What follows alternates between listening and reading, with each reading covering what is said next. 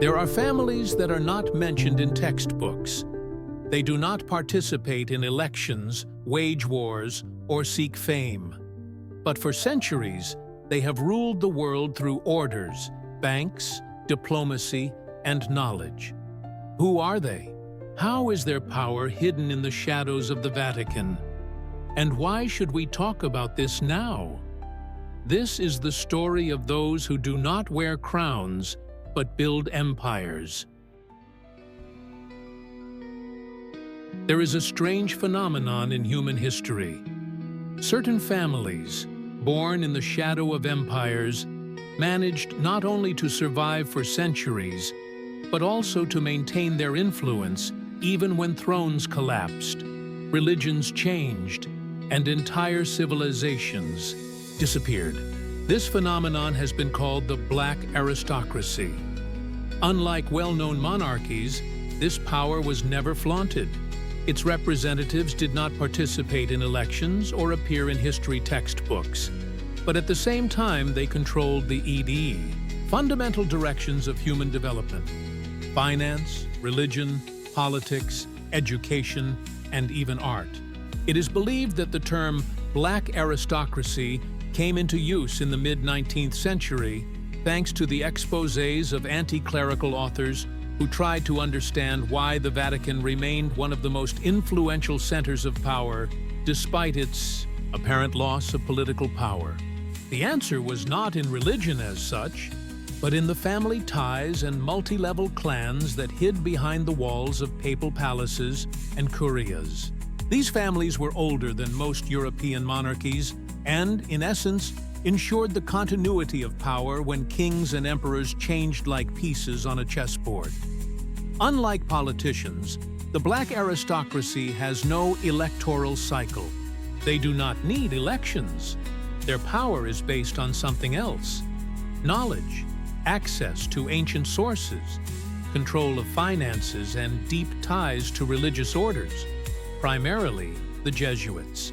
Through the Vatican, these families established ties with elites in all countries, starting with Spain and Portugal, and ending with France, Germany, Great Britain, and later the United States of America.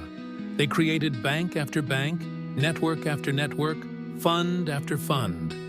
Their methods are not occupation, but infiltration. They do not stage coups, they engineer them. They do not occupy ministerial posts, they put those who are supposed to occupy them in place. Some researchers believe that no truly major political appointment is possible without their approval. Their assets are often encrypted in offshore accounts, registered through dozens of front men and corporations. Their names may not appear in Forbes lists, but anyone who has ever worked in high circles knows that there are shadow owners, and they are much more real than those we see in the news. It is impossible to determine their exact number, but within the Black Aristocracy, there is a core group of about 30 families who at various times controlled the Roman nobility, the Venetian aristocracy, and the structures of the Catholic Church. It is these clans, their history, methods, and modern descendants that will be the subject of this investigation. We will follow their footsteps from the palaces of Venice to the financial towers of New York, from the crypts of Roman basilicas to the UN Security Council chamber. This is not a story about myths, but about a carefully hidden reality that is easier to ridicule than to acknowledge. When we talk about power, we often think of presidents, ministers, bankers, or generals. However, in Venice, starting in the 12th century, a different, much more sophisticated mechanism of government developed through aristocratic families that combined spiritual authority, economic power, and diplomatic networks. Unlike kings, the Venetian nobility did not maintain an army, but controlled trade, access to information, sea routes, and, most importantly, the distribution of knowledge between East and West. It was there that a model emerged that later became known as the Black Aristocracy. The Venetian Republic was a unique construct. Its doges were elected, but only from a narrow circle of families registered in the so-called Golden Book. Only families that had proven their loyalty to the system were included. They were not monarchs in the classical sense, but their influence was much more stable. They arranged complex dynastic marriages, orchestrated convenient deaths, and directed cash flows where they needed to go. Each generation of these families received not only wealth, but also instruction on how to hold on to power without attracting attention. They understood that the most reliable form of government is one that goes unnoticed. Among these families were the Orsini, Colonna, Giustiniani, Pisani, Corsini, and others. Their influence was not limited to Venice. Trading houses spread throughout the Mediterranean, and with them representatives of these clans. They controlled contracts with the East, restrained the expansion of the Ottoman Empire, and, when necessary, supplied it with resources. Money had no enemies. They were behind major voyages, lent money to sovereigns, and secretly bought up land in the New World. By the 16th century, when the Ottoman threat had weakened and Venice was losing its importance, these families began to migrate to Rome, drawing closer to the papacy.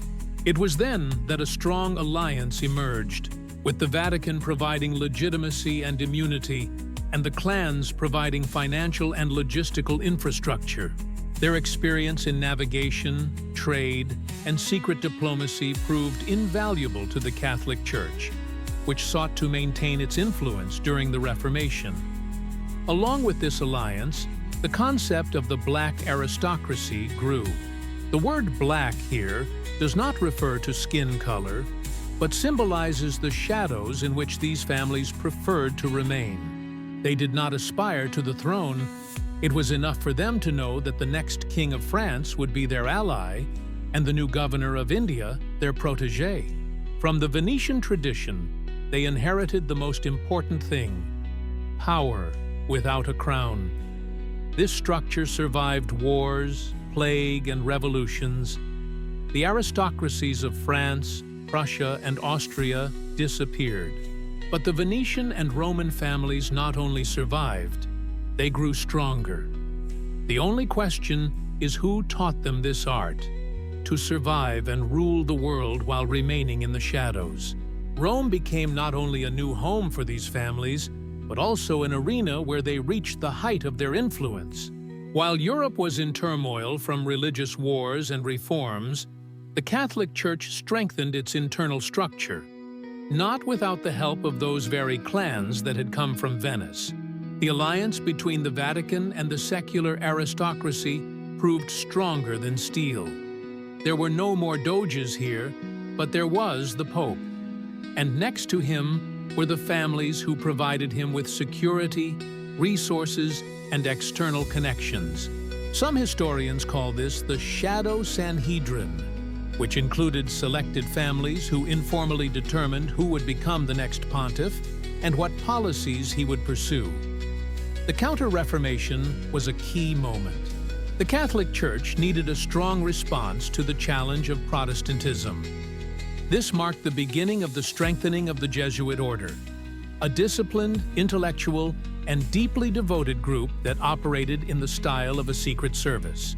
It was the Jesuits who became the bridge between the papacy and the aristocracy.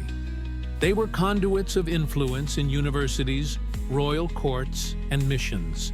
Through them, the black aristocracy spread its interests and, at the same time, controlled the flow of information throughout the Catholic world. The Orsini, Aldobrandini, Borghese, and Colonna clans became an integral part of the papal court. Their family palaces were located next to St. Peter's Cathedral. Their sons received cardinals' hats, and their daughters married dukes and princes. At the same time, their financial structures, disguised as monasteries, shelters, and schools, managed assets ranging from vineyards in Tuscany to silver mines in Spanish America. It is important to understand that at that time, the Vatican was not just a spiritual institution, It was a sovereign, financially independent mechanism controlled by diplomats, bankers, and ship owners.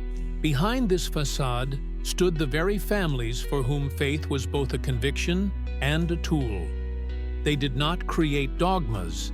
They created the conditions for their dissemination. The Pope spoke on behalf of the Church, but the clans determined what exactly he should say. Starting in the 17th century, these families began to actively expand into the Holy Roman Empire, France, and Spain. Their representatives became advisors at court, participated in negotiations, and arranged diplomatic marriages. At the same time, they always remained in the shadows. Officially, they were simply aristocrats. Unofficially, they were the architects of the political chessboard of Europe. Rome became their stronghold, and the Vatican was the facade behind which the real power was hidden. Among the numerous structures used by the Black aristocracy to strengthen its influence, the Jesuit order occupied a special place. Founded in the mid-16th century by Ignatius of Loyola, it quickly became one of the most powerful forces within the Catholic Church. The Jesuits were not just monks. They were spies, educators, financiers, diplomats, and scientists. It was through them that the Black aristocracy gained control over educational institutions, intellectual circles, and even missionary expeditions around the world. The order had a clear hierarchy, a secret correspondence system, and an intelligence network spanning 5 continents. Each member of the order was subordinate to the general, the Black Pope, whose power in some cases exceeded that of the Roman pontiff. This is not just a metaphor. During periods of political crisis, it was the general of the order who determined the policy of the Catholic Church. He also interacted with the Orsini, Colonna, and Aldobrandini families, creating a reliable source of information and diplomatic support for them. The Jesuits opened colleges in Paris, Prague, Beijing, and Lima.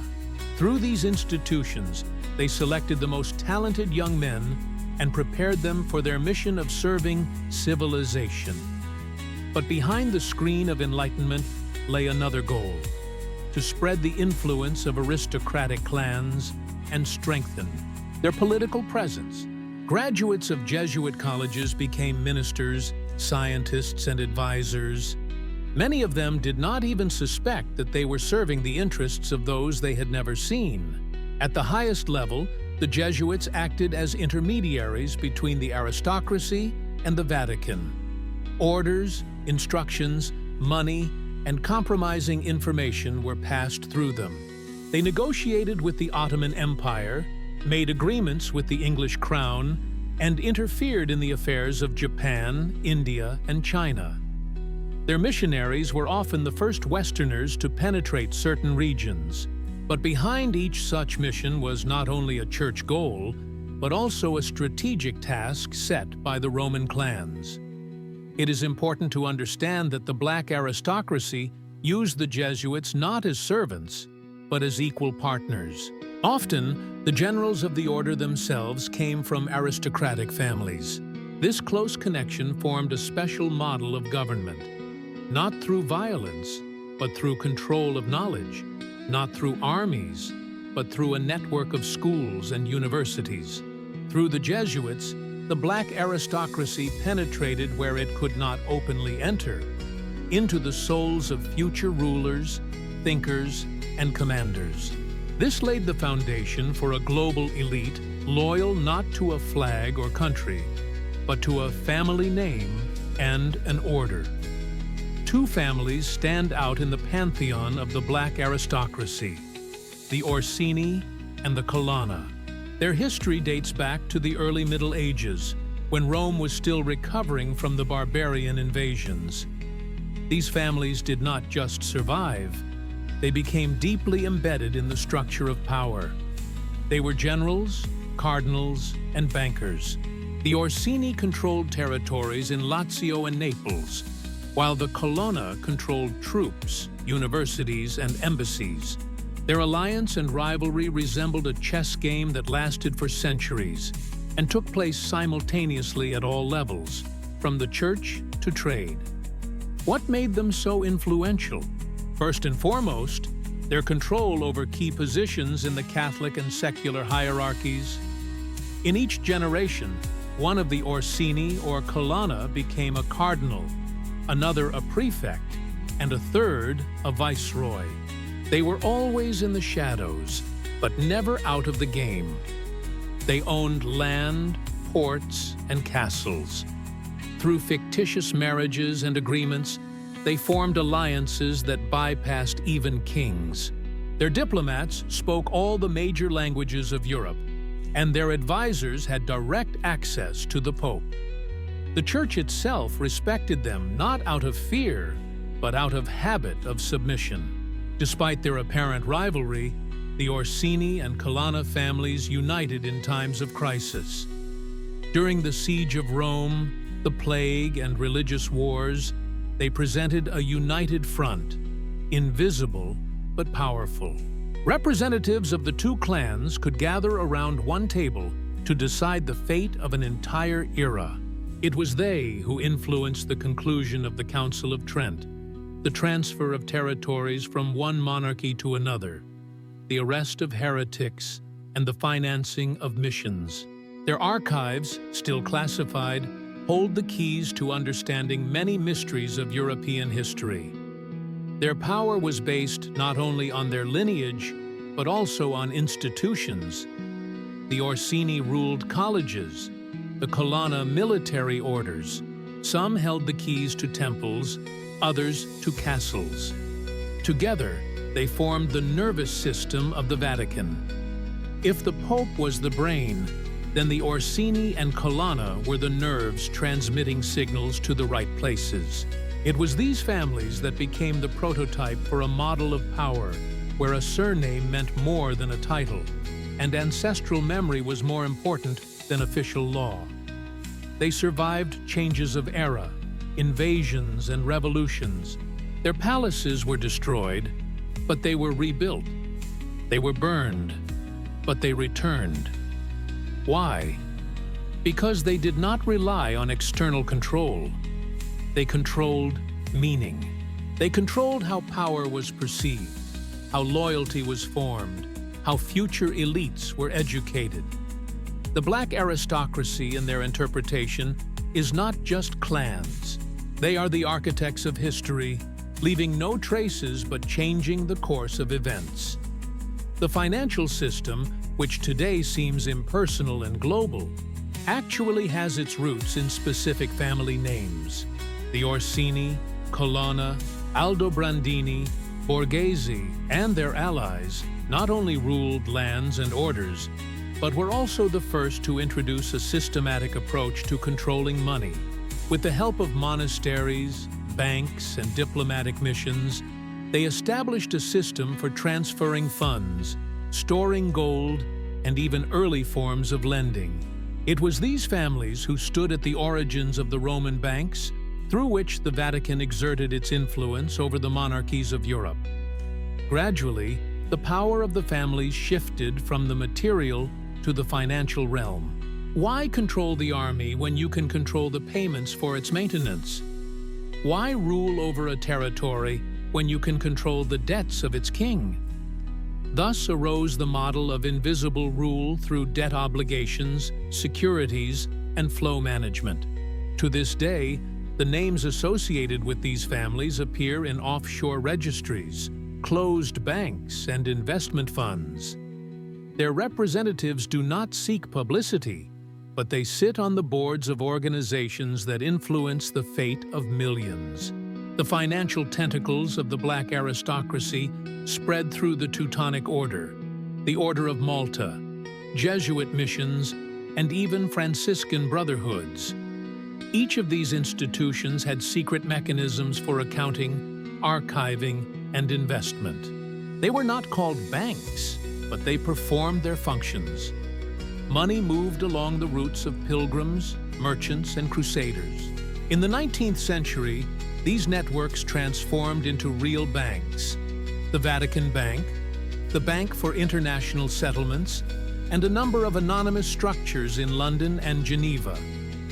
Currency control remains a special topic. The establishment of new currency zones, changes in the gold standard, and the collapse of individual national currencies were all used as instruments of influence. Those who possessed information about future emissions could buy the future wholesale. This is not a conspiracy theory. It is the cold logic of monetary history. True power has long since ceased to reside in thrones, but in balance sheets. These families learned to use finance as an extension of diplomacy. They financed wars, crashed markets, and saved allies. In times of crisis, they went into the shadows. In times of prosperity, they created new tools. Their secret lies in continuity. They turned every crisis into a tool for increasing their power. The banks they founded survived dynasties, revolutions, and empires, and these structures continue to function to this day, albeit under new names, but with the same principles. When European monarchies collapsed and the French and Russian revolutions swept away the old order, the black aristocracy survived. Its secret lies in its ability to adapt and, most importantly, to anticipate. These clans never put all their eggs in one basket. While some were losing their heads, they were opening accounts in neutral countries, sending their children to other powers, and creating parallel lines of succession. Their power never depended on the current regime. It was based on institutions that outlived regimes. During the Napoleonic era, some of the clans openly supported the emperor, while others supplied weapons to his enemies. During the First World War, they financed both the Austrian and French camps. During World War II, representatives of the same families sat in Swiss banks, Roman universities, and diplomatic missions. They did not participate in the fighting. They observed, analyzed, and waited. And afterwards, they helped rebuild what had been destroyed, but on their own terms. The most surprising thing is the almost complete absence of these names in textbooks. Their role is obscured, edited, and dismissed as coincidence. Although their residences still stand in Rome, their foundations are still active, and their descendants are still part of the elite. They do not claim crowns, but they are part of corporate boards of directors, members of orders, and trustees of universities. During the fall of the Soviet Union, the Eurozone crisis, and the coronavirus pandemic, these names have reappeared, not on television, but in the mechanisms of resource distribution, in lobbying structures, in mergers and acquisitions. They do not shout about themselves. They sign silent agreements. Their strategy is not publicity, but rootedness. Their mission is not to govern openly, but to create a framework in which any governance will serve their interests. The entire history of Europe is the history of those who thought they had power and those who actually held it. The black aristocracy is the latter. Those who survived revolutions, wars, and globalization. And if you think they are gone today, just look at who is behind the oldest foundations, who determines scholarships, who owns history. Over the centuries, the black aristocracy has learned to adapt to changing forms of power. While in the Middle Ages and the Renaissance, influence was exercised through orders. The papacy and diplomacy, from the 19th century onwards, it began to penetrate growing corporations, banks, and foundations. This was a transformation of form, but not of substance. The same surnames, hidden behind new legal shells, continued to control logistics, finance, media, and education. Formerly, these were monasteries and residences. Now they are office skyscrapers and private universities.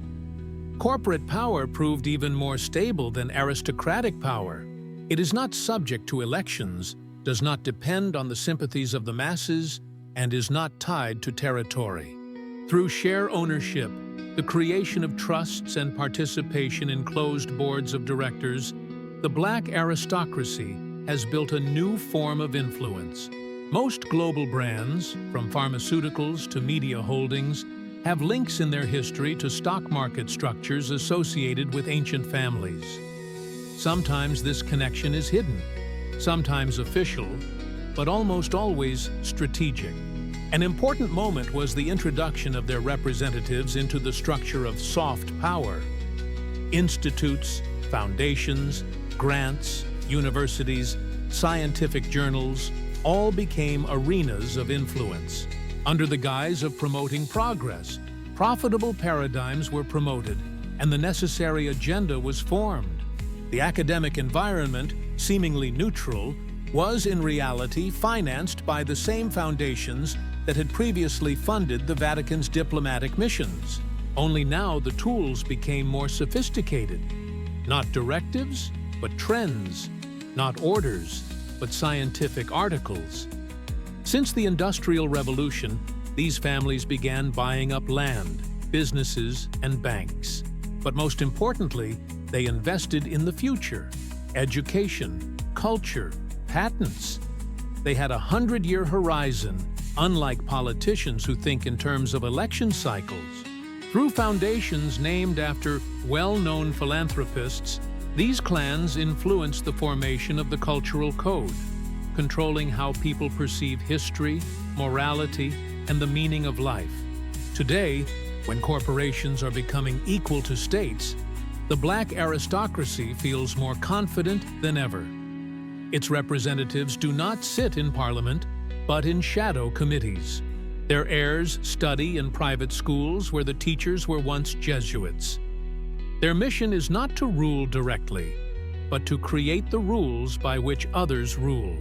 This is the uniqueness of their power: to be in the shadows, but to light the way for others.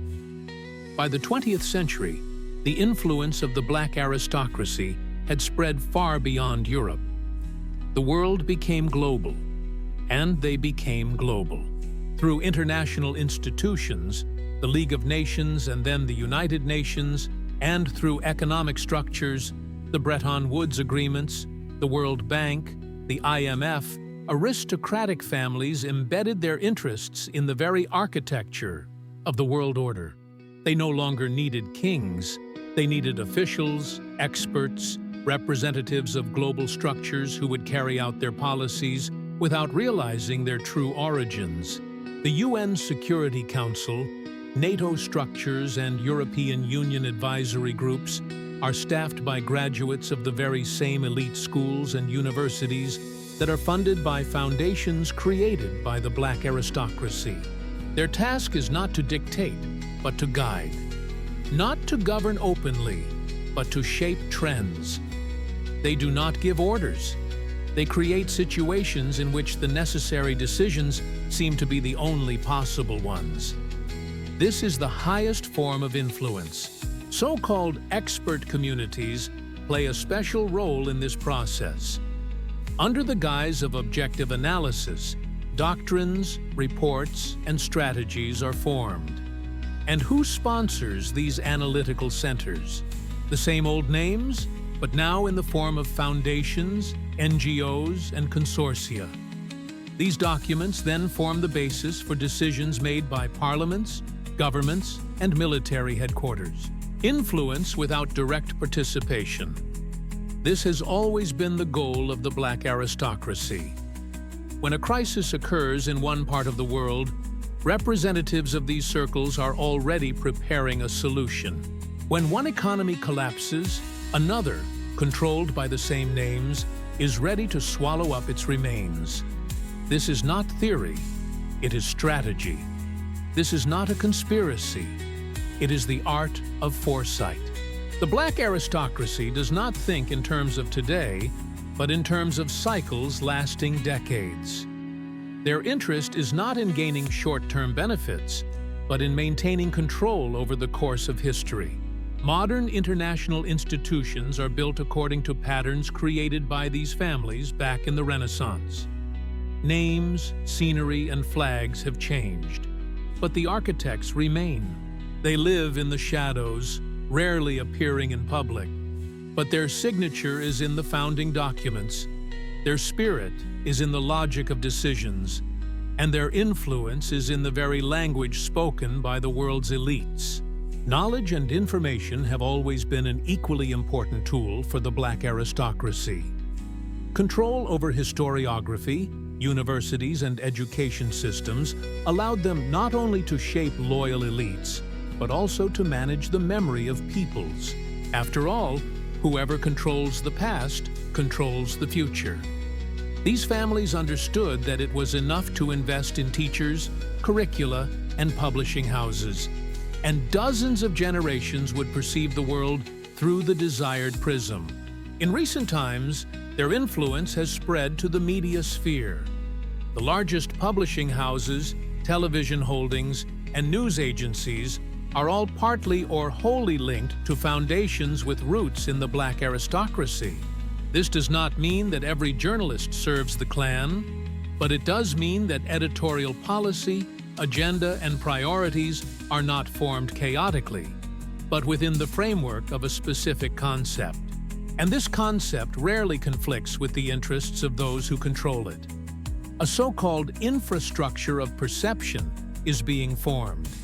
It includes everything from school textbooks to films, from university rankings to social media algorithms. All these elements are like threads connecting the consciousness of billions of people to the invisible hands of the clans. The Black aristocracy is not afraid of the internet. It uses it. It does not fight technology.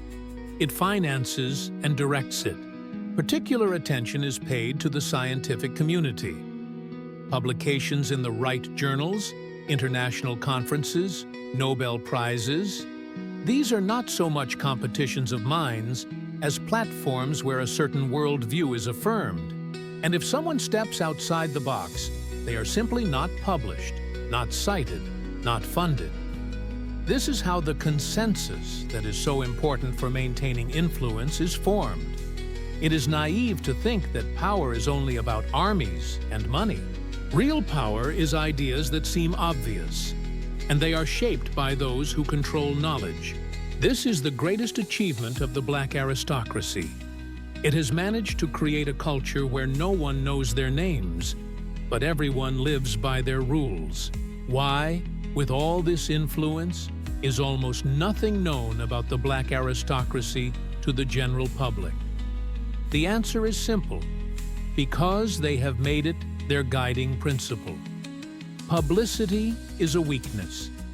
Visibility is vulnerability. These clans do not need PR. They are not present on television shows, but in closed councils. Their strength lies in the absence of noise around their names. If no one talks about them, it means they are doing their job perfectly. Staying in the shadows is no easy task. In the age of social media, leaks, and exposés, it is becoming increasingly difficult to hide. But the Black aristocracy has long mastered the art of dissolving into the structure. Their representatives may be CEOs, advisors, philanthropists, but they never get directly involved in decision-making. They create facades, front names, chains of organizations, intermediaries. This is not a disguise. It is the architecture of invisibility. The second principle is division. Never concentrate all your power in one place. The bank is here, the foundation is there, the heir is in another country, the property is in a fourth jurisdiction. This mosaic makes total control impossible. Even if part of the structure is revealed, the rest continues to operate. The third is long-term thinking. These families think in generations. Their strategies are developed decades in advance. What is a crisis for ordinary businesses is an opportunity for them. What is a disaster for politicians is a system reset for them. This patience, cold calculation, and lack of emotional attachment make them almost invulnerable. Today, we live in a world where many believe that power belongs to those who speak loudly. But this is an illusion. Power belongs to those who determine what we talk about, in what terms, and within what framework. And this is the result of centuries of work by those who do not wear crowns, but shape the contours of the world. Today, the names Orsini, Colonna, Aldobrandini, and Borghese rarely appear in the news. But that does not mean they have disappeared. They have simply transformed. Their descendants live in different countries, own private companies, and sit on the boards of museums, universities, and international organizations. Outwardly, they are no different from other members of the upper class. But inside, they have what matters most: memory, resources, and a tradition of power that is not ostentatious, but real. These families have learned to delegate. Now their interests are served by dozens of managers, lawyers, and diplomats who themselves do not know who they ultimately work for. This is the highest form of influence, when a structure continues to function even if none of its participants realize that it is part of a larger system. The black aristocracy has turned into architecture, invisible but stable. Their symbols remain in university coats of arms, in foundation logos, in the architecture of buildings. Their children are educated in the same elite schools, regardless of country. They meet at closed forums, which can only be joined by invitation. They know how the world works because their families created it. Their new power lies in algorithms, patents, and data ownership. They understand that the next stage is not control over territory, but over information, attention, and reality. And they are ready for this stage. They are already forming a new aristocracy. Digital, distributed, but essentially just as closed and hierarchical. They have survived empires, religious wars, revolutions, global catastrophes, and they will survive the digital age, because their main weapon is not an army or money, but an understanding of how people work and how society is built. Their power is not a conspiracy. It is the result of centuries of systematic, purposeful work. And while we argue about elections, memes, exchange rates, and ratings, they are writing the next script, not for themselves, for all of us.